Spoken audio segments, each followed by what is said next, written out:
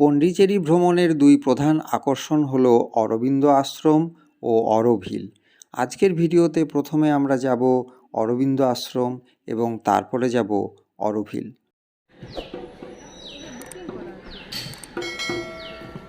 এখন ঋষি অরবিন্দ আশ্রমের সামনে দাঁড়িয়ে আছি। এখানে দুটোর থেকে আশ্রম আবার খুলবে, এখন বন্ধ রয়েছে। অরবিন্দ আশ্রম খোলা থাকে সকাল 8টা থেকে 11:30 পর্যন্ত, তারপর আবার দুপুর 2টো থেকে সন্ধ্যা 6টা পর্যন্ত। এই আশ্রম পণ্ডিচেরির হোয়াইট টাউনে। হোয়াইট টাউন ফ্রেঞ্চ কলোনি বা হেরিটেজ টাউন হিসেবেও পরিচিত। এখন আমরা আশ্রমের ভিতরে প্রবেশ করব। আশ্রমের ভিতরে ছবি তোলা নিষিদ্ধ, এমনকি মোবাইল ফোনও সুইচ অফ করে ভিতরে ঢুকতে হবে। আশ্রমের ভিতরে রয়েছে ঋষি অরবিন্দের সমাধি, আর মূল ভবনের নিচের তলায় একটি লাইব্রেরি রয়েছে, যেখানে অরবিন্দ আশ্রমের প্রকাশনার সমস্ত বই পাওয়া যায়। এবারে চলে এসেছি অরোভিল দেখতে। এটা অরোভিলের পার্কিং এরিয়া। এখানে গাড়ি রেখে এই রাস্তা দিয়ে মোটামুটি 500 মিটার মতো রাস্তা হেঁটে যেতে হবে মাতৃমন্দির ভিজিটিং সেন্টার পর্যন্ত। এই রাস্তা দিয়ে হাঁটতে হাঁটতে লক্ষ্য করলাম কিছু প্ল্যাকার্ড লাগানো রয়েছে, যেখানে অরোভিল সম্পর্কে অনেক কিছু ইনফরমেশন পেলাম। 28শে ফেব্রুয়ারি 1968 অরোভিলের পথ চলা শুরু হয় মীরা আলফাসার তত্ত্বাবধানে, যিনি শ্রীমা নামে পরিচিত। পৃথিবীর 124টি দেশ ও ভারতের প্রতিটি রাজ্য থেকে আনা মাটি দিয়ে ভর্তি কলস এখানকার অ্যাম্ফিথিয়েটারে রাখা রয়েছে। এখন মাতৃমন্দির ভিজিটিং সেন্টারে এসে পৌঁছেছি। এই ভিজিটিং সেন্টারটি সকাল 9টা থেকে বিকেল 5:30 পর্যন্ত প্রতিদিন খোলা থাকে। এখান থেকেই মাতৃমন্দির যাওয়ার জন্য পাস সংগ্রহ করতে হয়। এখানে প্রবেশ করেই প্রথমে চোখে পড়ল অরোভিল চার্টারের দিকে, যেখানে লেখা রয়েছে Auroville belongs to nobody in particular, Auroville belongs to humanity as a whole. অরোভিলের ভিত্তি হল ঋষি অরবিন্দের দর্শন ও যোগ। অরোভিল ফাউন্ডেশন অ্যাক্ট সেপ্টেম্বর 1988 দ্বারা ভারতীয় পার্লামেন্ট অরোভিলকে স্বীকৃতি দিয়েছে।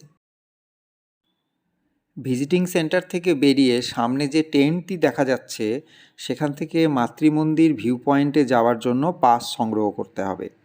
Pass free of cost. এখানে দুই ধরনের পাস দেওয়া হচ্ছে, সিনিয়র সিটিজেন এবং বাচ্চাদের জন্য লাল রঙের পাস এবং বাকিদের জন্য নীল রঙের পাস। যারা লাল রঙের পাস পেয়েছেন তাদের জন্য ভিউ পয়েন্ট পর্যন্ত যাওয়ার গাড়ির ব্যবস্থা রয়েছে, আর নীল রঙের পাস যারা পাবেন তাদেরকে ভিউ পয়েন্ট পর্যন্ত হেঁটে যেতে হবে। মাতৃমন্দির ভিজিটার সেন্টার থেকে পাস কালেক্ট করে এখন এই যে গাড়ি করে যাব আমরা অরোভিল গ্লোব দেখতে। আমাদের সঙ্গে সিনিয়র সিটিজেন এবং বাচ্চা থাকার জন্য আমাদের দুইজনকে ওনারা গাড়িতেই তুলে নিলেন, তাই এই রাস্তাটা আমাদেরকে আর হেঁটে যেতে হলো না। তবে যারা হেঁটে যাবেন তারা ভিউ পয়েন্টের আগে আরও 3টি জায়গা দেখতে পারবেন। একটি হলো ভারতী নিবাস, ইউনিটি প্যাভিলিয়ন ও সাবিত্রী ভবন।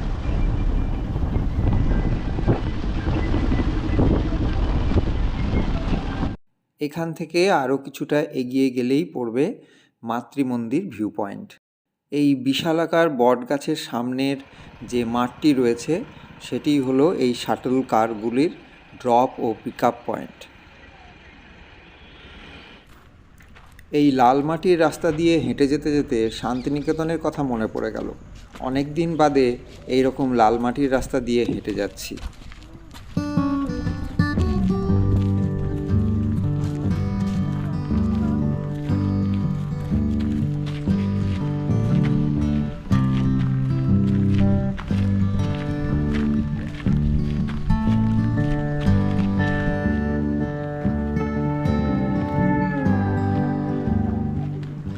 এখন মাতৃমন্দির ভিউ পয়েন্টের দিকে যাচ্ছি।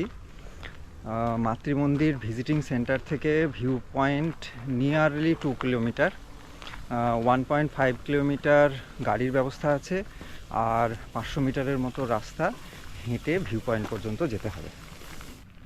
এখন আমরা মাতৃমন্দির ভিউ পয়েন্টে পৌঁছে গেছি। 1971-এ এই মন্দির তৈরি শুরু হয়। 1973 যখন 4টি পিলার তৈরি হয় তখন শ্রীমা দেহত্যাগ করেন। আর্কিটেক্ট রজার অ্যাঙ্গার মাতৃমন্দিরকে পদ্মফুলের আকারে তৈরি করেন।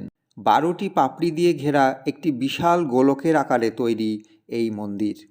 মাতৃমন্দিরের উপরে রাখা হেলিওস্ট্যাট সূর্যরশ্মিকে এমনভাবে প্রতিফলিত করে যাতে মাতৃমন্দিরের কেন্দ্রে রাখা ক্রিস্টালের উপরে পড়ে। এই আলোই মাতৃমন্দিরের ভিতর ছড়িয়ে পড়ে। গোটা মন্দিরে 1400টি গোল্ডেন ডিস্ক ব্যবহার করা হয়েছে। এই মন্দিরের পাশে যে ক্যানেলটি তৈরি করা হচ্ছে সেখানে রেন ওয়াটার হারভেস্টিং করা হবে।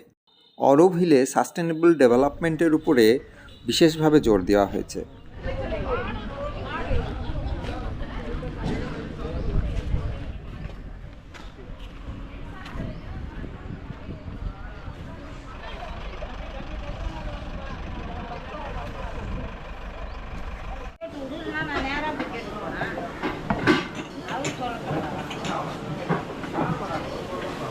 ভিজিটিং সেন্টারের পাশেই বেশ কয়েকটি ক্যাফে রয়েছে। এরই মধ্যে একটি ওপেন এয়ার ক্যাফেতে আমরা লাঞ্চ সেরে নিলাম।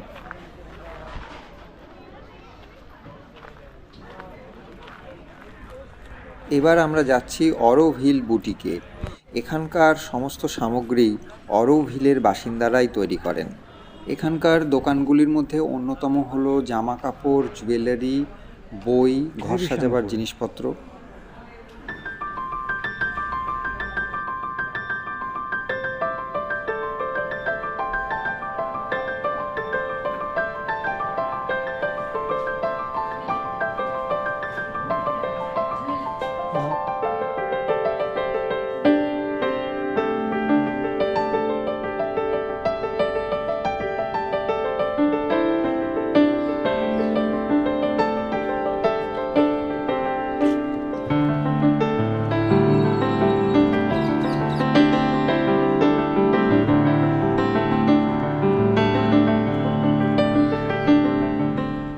মাতৃমন্দির ভিজিট করে এখন আমরা বেরোচ্ছি।